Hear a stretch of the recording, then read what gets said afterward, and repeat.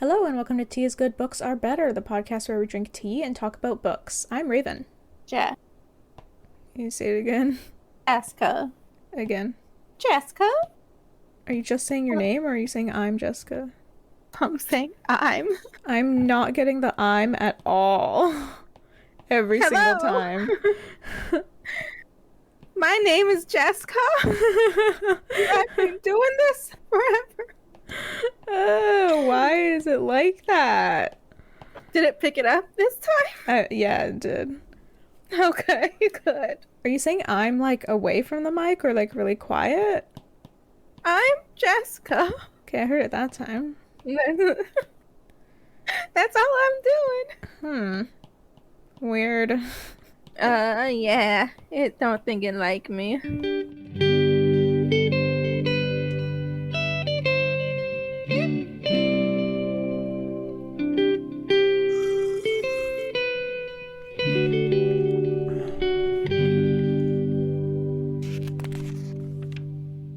Hello, today we are going through Shadow Scale chapters. Which chapters? 16, 17. Awesome. But before we get to that, what are we drinking, Jess? Today I have water. Okay. Yeah. I'm just sweating here. Yeah. My romper is wet. Just covered myself in baby powder. And I'm starting to soak through that too. Oh my gosh. It doesn't help that I have a heating pad on me. Oh no. It's one of those days. Yeah. I also have water because my office is really hot. I bet. I was just thinking about going to grab a fan actually. But I might be able to make it through. The fan would ruin the audio, so... Yeah. I'll try and make it through without the fan. We'll see. But yeah, it's summer, it's getting hot. Here we are.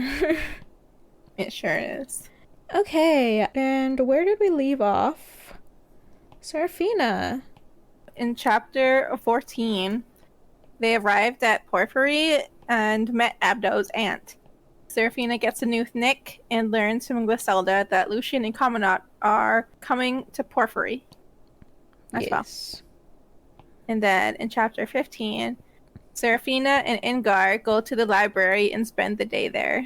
Seraphina finds one of Orma's notebooks and learns that he suspects that the saints were half-dragons. And then a woman named Kamba is waiting for them outside the library and forcibly takes them to Palos Pente. You forgot to mention the part where she literally walks up the side of a building and, like, picks up Ingar and, like, throws him over her shoulder. She climbs up this building, yeah. Yeah, she took off her shoes for a hit and rolled up her sleeves and just climbed. Like got down to business. So there's definitely something to her. Indeed. I'm so tired. Just before we jump into it, if I'm yawning and stuff, I'm sorry. I'm so tired. If I sound dead inside, it's because I'm being boiled alive right here. If it sounds like I'm dead inside, it's because I am. Yeah. All right. Let's jump right into it then. Chapter 16? Yes. Hell Kamba is taking them to Palos Pente.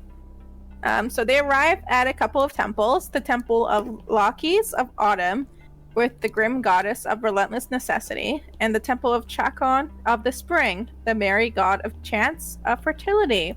Chance of fertility, that makes sense. Chance of fertility. So like when they were first talking about the god of chance, I'm like thinking of a gambling god, you know what I mean? Chance. Oh, I was just thinking like some sort of like fate weaver kind of thing. Similar to like the what are the Greek versions called? They're like the Sisters of Fate or something like that. Okay. That's kind of what I had in mind. I figured they just used the word chance instead of fate. Okay. But it's specifically chance of fertility. Yeah, it is. Chacon of the spring is the god of fertility, or the chance of fertility. Huh. And this is the god that Abdo is like promised to. Yeah. All right. We got it. Kamba leads them into the temple of Chacon. Ingar starts spouting out like everything he's read on this religion, and Kamba tells him that everything he's saying are only half-truths. So like, you only really truly learn what the religion at this church, and not from reading about it, is what she's trying to tell him. I see. They find Palos Pente in a walled garden, sitting on a stone bench, and Seraphina recognizes him immediately. It's Pelican Man from her garden. He's an extremely old man with a red sack on his throat, which I was imagining like a frog, but I guess she saw a pelican from this big sack. Yeah. Wow. Yeah, as soon as she was like, recognize him immediately, I was like, another half dragon. They're everywhere. They are. So Kamba translates for Palos because he only speaks periphery and something like that. Periphery after a minute. No. Palos tells Seraphina that he has the mind gift himself and that he had told the other half dragons to stay away from her. And he warns her that he will be her most formidable foe, and he protects his people. Whoa. Yeah, so Seraphina's confused, and she's explaining that she means no harm to anyone, but he calls her a liar and tells her that he had freed a half-dragon from Jannoula a while ago. Their name was Brasidas, and they warned Palos that Jannoula was sending an agent to Porphyry to collect all of the half-dragons for her. Why the fuck would Jannoula say that? Right? I guess that's her grand plan. It's using Seraphina to collect them all for her or something. But if she wants Seraphina to be successful, which I assume she does, does it benefit her to go around telling people that this is her plan? Because I feel like people would try to stop her. I wonder if she, emboldened by how Ingar threw himself at her and how loyal he is. Maybe she's assuming that the others will be loyal to her with her promises. Maybe, but I feel like with the rate that Palos Pende is pulling her out of people's minds, she would know that they're not on her side. Oh, right. Yeah. And I also think she's just smarter than thinking or assuming that people will just be cool with her, yeah. Well. Interesting. Seraphina explains that she and Jannoula may have similar goals, but that they are not working together. And she tells him what Jannoula did to her as a child, and how she is no longer in her mind. Kamba says it's impossible to unhook Jannoula by oneself, but Seraphina tells them that she didn't unhook her. She tricked her into leaving and then blocked her from coming back. Very clever. When Kamba, right? So she was 11 when she did that, so that's pretty crazy. And she figured out the plan all by herself. Yeah, she made the plan herself. When Kamba translates to Palos, Kamba asks if Palos has permission to enter her mind and to see for himself. So she agrees and approaches him. Palos puts a hand on her forehead and on the nape of her neck and then stares into her eyes. She feels him enter and peck around like a bird. He pulls out and exclaims that it's so strange that he can enter her garden where he sees pieces of the other half-dragons, including himself, but he cannot enter further into her mind. He tells her that he saw no trace of Jannoula and that Seraphina has great power, or she did. It's bound up tightly and it's hidden. That's why he cannot see her soul fire. Oh, what the fuck? So she does have one. Okay. What is this mysterious power? Right? I want to know this. What is the full scope of her power? Right. So Seraphina is shocked and she explains that her mind reaches out uncontrollably and that she had no choice but to lock everything down. Palos tells her that there is always a choice, and that he wants the piece she has of him back. So Seraphina quickly agrees, and she unzips him from her mind. She doubles over in pain from removing him, which surprises Palos. He asks what they are to her, and she tells him that for years they were her only friends. Aww. Palos' eyes soften, and then he turns to Ingar and tells him it's his turn.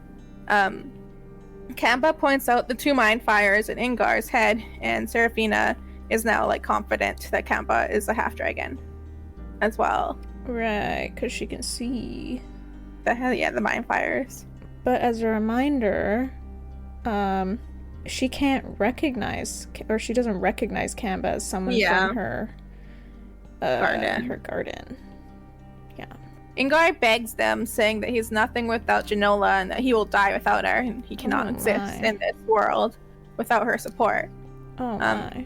Kamba is sympathetic, but she grabs hold of him anyways and holds him in place as Palos unhooks Jannoula from him. Ingar collapses, but Kamba is holding him upright. Palos is weakened and his face goes gray. Seraphina, not wanting to disturb him, asks Kamba about getting Palos to unhook Abdo as well.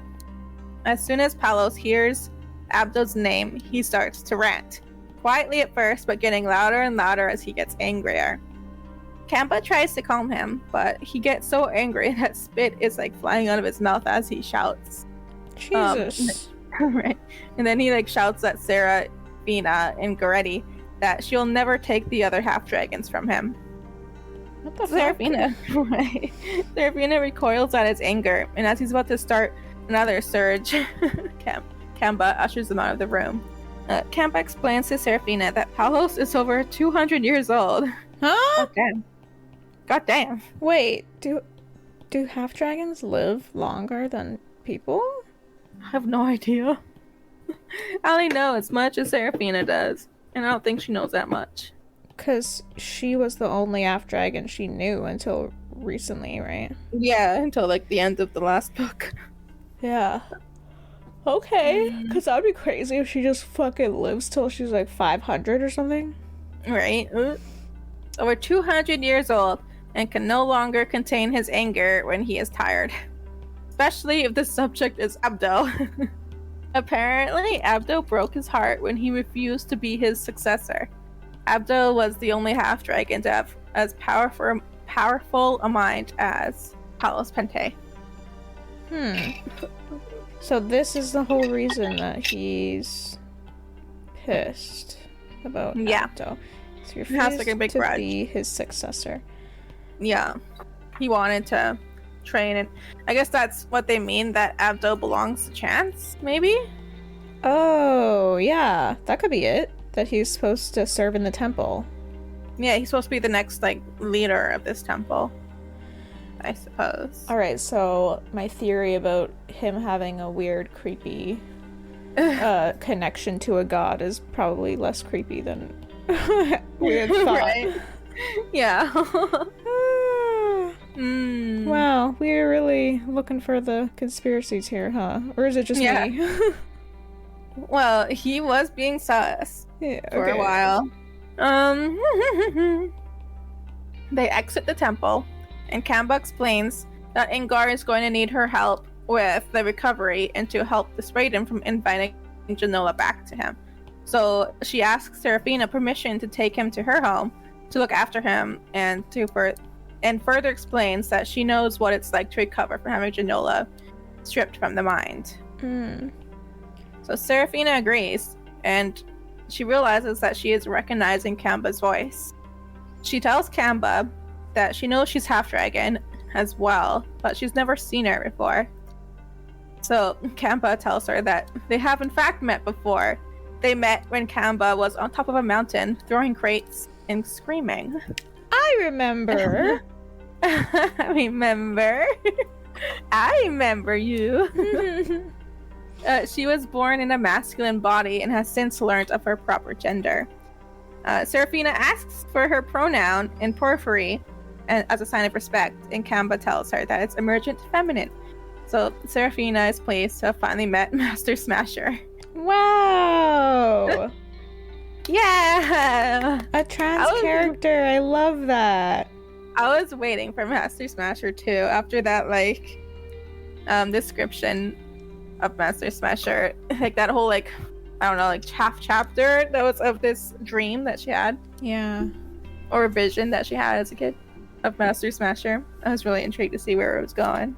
Yeah, because we immediately see Master Smasher in her most vulnerable state. Yeah. Screaming and throwing and about to throw herself off too. And we had no idea why, and now I guess we have the answer. Okay. Love. Yeah, and she's iconic. And I was saying that from the start. Yeah. Like, this bitch is dope. Yeah, that's very cool. Ooh, I guess that means that she has claws for feet and hands. And that's why she was able to fucking walk up the side of the... It all makes sense! Yeah. Yup. Well, that was that chapter. I will say, I do love that... Let me double check when this book came out. It's fairly recent, I think. Like, in the grand scheme of things. Let's see, 2015. So, I do love that books that are coming out these days, you know, they'll, like, have a trans character, or in a book that I read, I think last year, there was, like, the main character was, like, suffering with her period. And I was like, these are cool, like, let's just normalize this stuff, right? Yeah. Yeah, so I think normalizing this stuff by just, like, putting it in media is great. Yeah. And do books count as media? I mean, I think so, right? Yeah. Yeah. It's a medium, of course. Yeah. Okay. But yeah, do you have any, like, examples of, There was that other dragon book that I was talking to you about that was, like, different kind of dragon. Eon and Iona. Oh, okay, yeah. There was one in there. And then there's a snippet afterwards that talks about trans people in ancient China and their meanings and that stuff.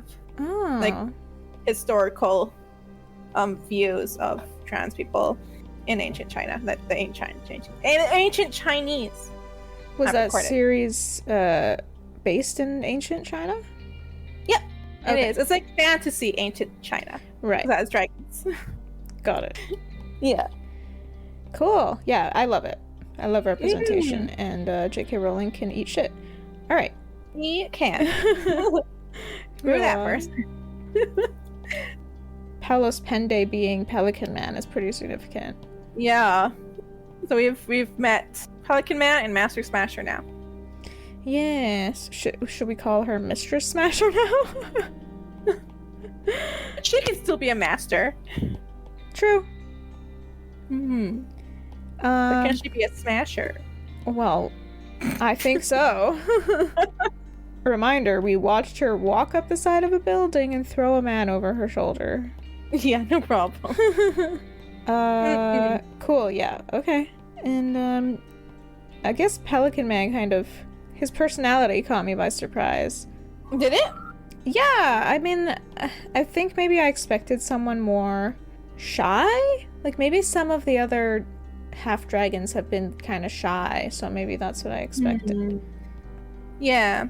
Yeah, it's true. I wasn't expecting it to be Abdo's master or whatever you'd call him. Yeah, yeah. I'm excited to meet the slug person. Oh, yeah. I want to see what that is, too. What's their name again? Oh no. Or Seraphina's name for them? The Ick. Oh no. The Ick? I don't remember. Me neither. Yeah, she hasn't really been visiting her garden. No, she hasn't. But maybe we'll learn more about that in this next chapter.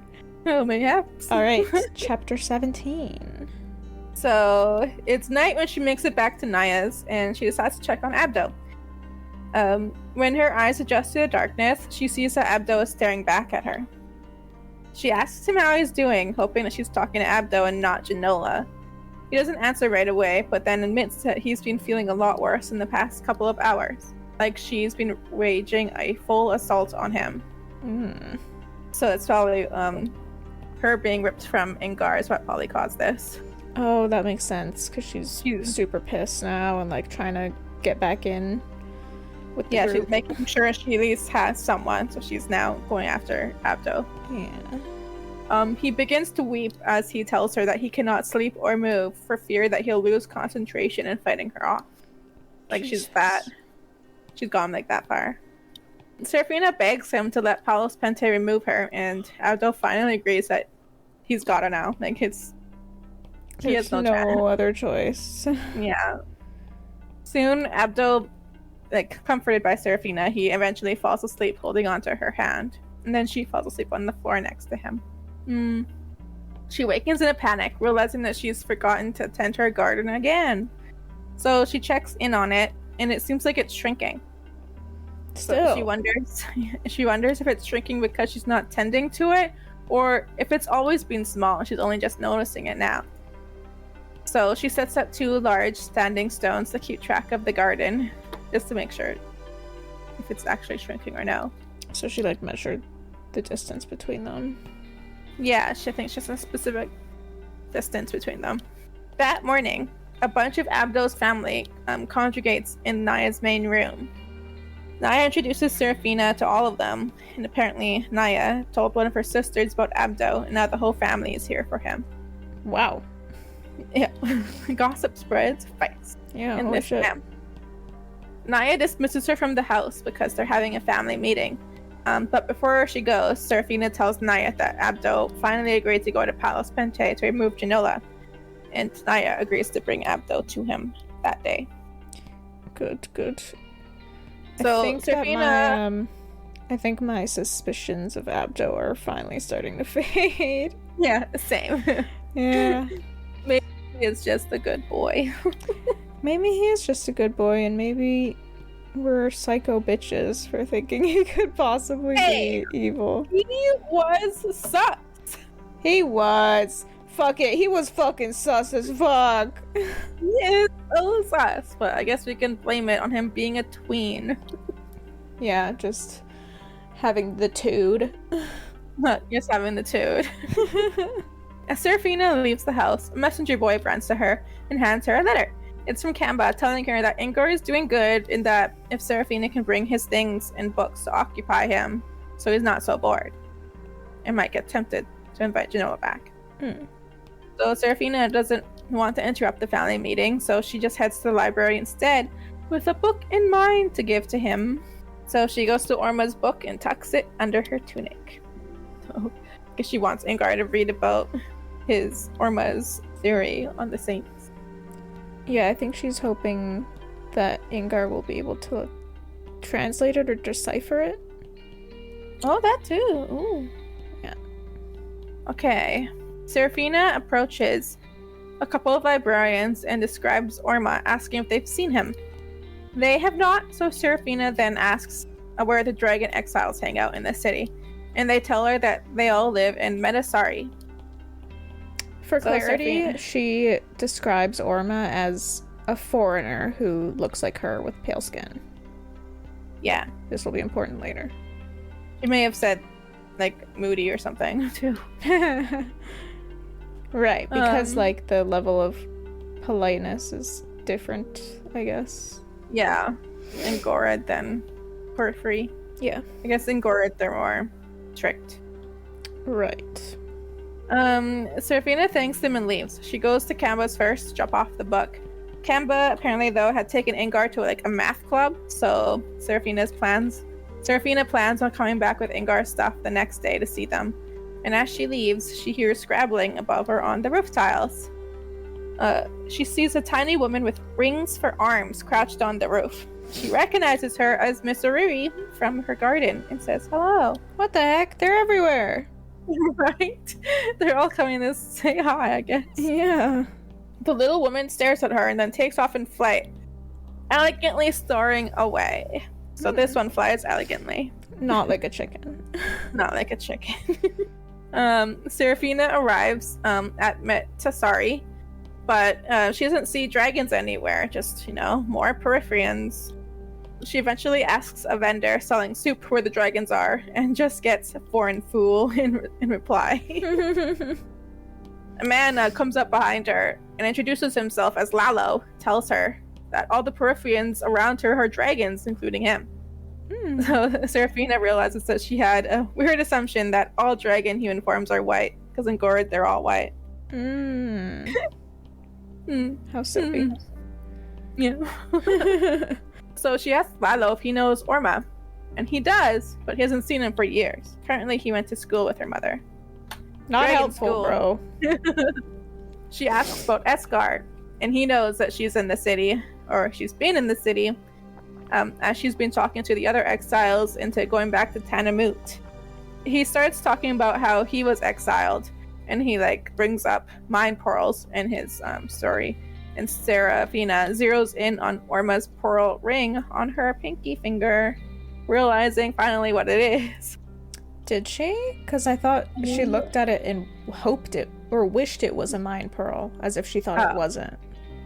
Well, I'm assuming that it's a mind pearl. Right. Okay. I don't think she confirmed, but she is noticing. Oh wait, is that what this is? Seraphina asks him where Escar is, but he tells her that Escar has been gone for a couple of weeks now without any word to anyone, so he has no idea. After that, he seems uninterested in continuing the conversation. I just love how dragons in this book. He just sits down and just as if he's forgotten she's there. He's just, when he's done, he's done. Yeah, well, conversation over. Yeah. Yeah. And then they're like, why are you still talking to me? Right. You've been dismissed. Right. So Seraphina heads back to Naya's house. Stepping into Naya's house, she can tell something is wrong. Naya brings her to Abdo, who is laying in bed twitching and staring at nothing. And she tells her that they brought him to Palos Pente, who immediately set aside his grudge to help, but to no avail. Apparently Palos can't do anything while Abdo and Jannoula are fighting for control, so they're in a big battle right now. Oh shit. In his mind. So they have to wait until one of them wins, until they can bring him back to Pantos. Pantos? No, Palos. Palos. I'm thinking Pentos, like fucking Game of Thrones now. Oh my god. Yeah. Yeah, so that they have to wait until one of them wins so that Palos can rip Jannoula out. Yeah, so he can't do it while they're fighting. Okay, but even if Jannoula wins, he can still rip her out, it sounds like? Yeah. He's done it before to other half-dragons who have completely under Jannoula's control, I think. Okay, well that's He's alluded to that. Promising. Yeah. So, I think Abdo is technically not in any real danger. Unless Jannoula wins and acts like she hasn't won and then makes him do something really terrible. True damn. Or sneaks him out without anyone knowing. Which she totally could. Yeah.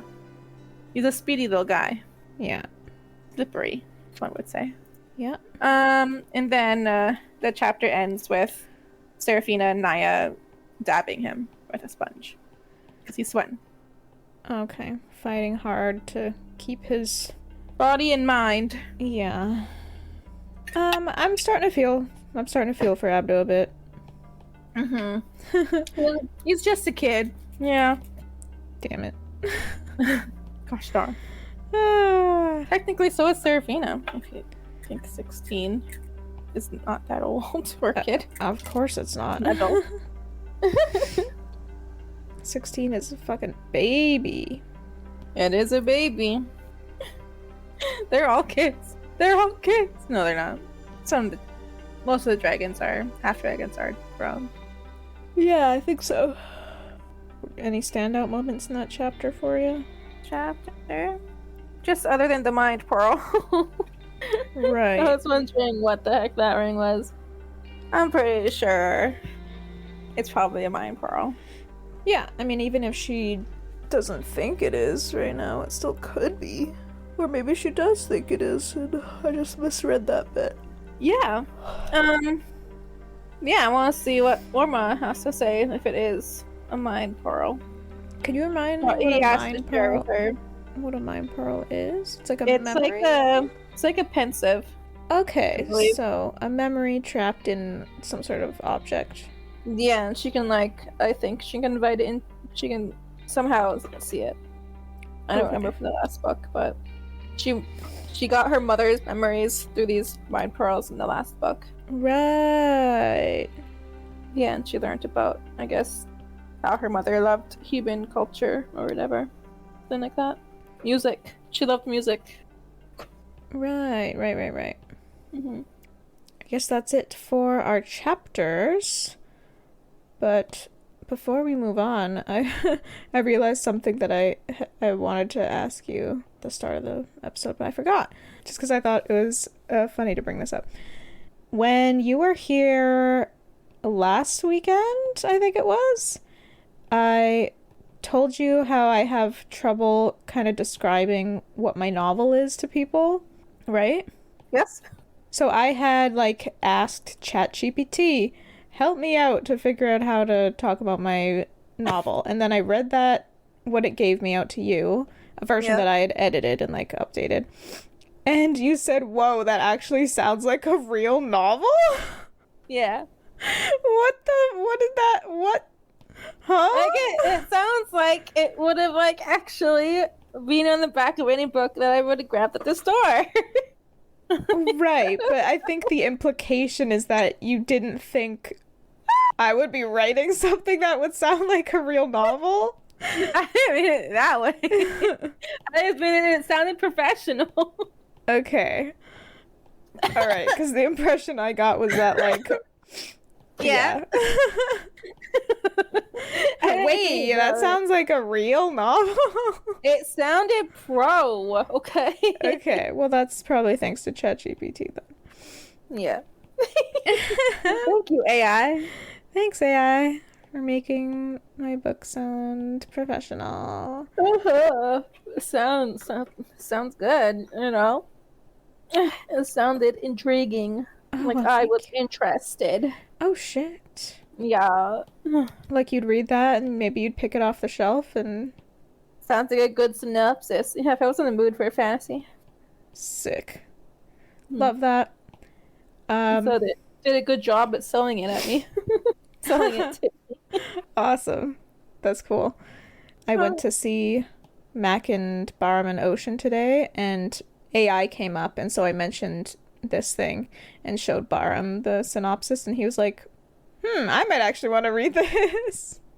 So I guess it is selling it. Which is great. Glad I did it. Because again, I never know how to talk about what my book's about. And obviously people ask that shit all the time. Yep, for sure. So it's cool to have that now. Now I just pull that out of my pocket and I go, well, here's what it's about. I liked it. Thanks. I am glad. All right. Have you watched House of the Dragon season 2 yet? I have not. Oh my god, girl. I know. What the fuck's going on? I want to watch it with Johnny. I'm just haven't gotten the time to do it. Oh, I see. Because you're spending too much time with Asterion? Yeah, that too. Yeah. You're gonna get shit spoiled. How do you mean? Oh no, I haven't been on Reddit. Yeah, but like, do you scroll through Instagram? Because I'm already getting like Instagram memes. Not really. Not anymore. Okay. I really haven't been on social media at all. Other than TikTok. And they're not feeding me Game of Thrones. I'm on Baldur's Gate on TikTok. If I'm not playing the game, I'm watching it. Oh, wow. All right. I wonder if that obsession will ever die. I'll be really sad when it does. Well, where else am I going to get this dopamine fix? It's okay, because you put it away for a bit and you can come back to it later and it's magical again. I hope so. Because I'm quite scared when it dies. Aw. What else am I going to do? Right? I just have a life. Like, what did you ever do before Baldur's Gate? I don't remember. What was life before Baldur's Gate? I don't know. Sad. Well, I have heard people saying that after playing Baldur's Gate 3, they went back and played the first one or the second one, I'll the probably first or do second that. one, and that they were shocked by the quality of it. So you could do that. And by shocked, I mean Quality impressed. Oh, okay. Impressed by Yeah, the quality of the story, I I think. think I do want to redo it because I've only played up until I reached Boulder's Gate and then I like stopped. In the first one? Yeah. Right. So I guess maybe the third act, but I don't think there were acts in this game. But yeah. And I feel like I'll have a better understanding of playing as a character, I guess. Using the classes. Yeah. Cool. Yeah. Sweet. All right, well, I guess we can end it there because I am literally like pouring sweat. Same. I gotta get out of this office. Get some fresh air. Yeah, maybe I'll go sit outside or just watch some TV and turn the AC on. Yeah, I'll go get a fan. Yeah. All right. Thank you guys so much for listening. If you want more of the podcast, you can connect with us on Instagram. You can follow our podcast, TIGBAB Podcast, or choose to follow us individually. My username is Crimby, and Jess goes by Jess.Egan24. Additionally, find us on Facebook by searching for TIGBAB Podcast or Tea is Good, Books Are Better. Also, don't forget to explore the music of our talented friend, Bahram, on Spotify. He created the catchy jingle you heard at the beginning of the episode and produces amazing ambient tunes. Perfect for reading, actually. So it's Bahrambient on Spotify, and that's spelled Bahrambient. Lastly, consider checking out our Patreon page at patreon.com/teaisgoodbooksarebetter. We offer a $5 tier where you can listen to us force our brother to watch Game of Thrones, or enjoy outtakes and access other behind-the-scenes content. Most importantly, sharing our podcast with your family and friends would mean the world to us and greatly contribute to our podcast's growth. Thank you so much for being a listener. And we'll see you in the next one to see if Abdo can escape Jannoula's clutches. I hope he kicks her ass. Hell yeah. Improve his worth as the next leader of Chance. I don't know.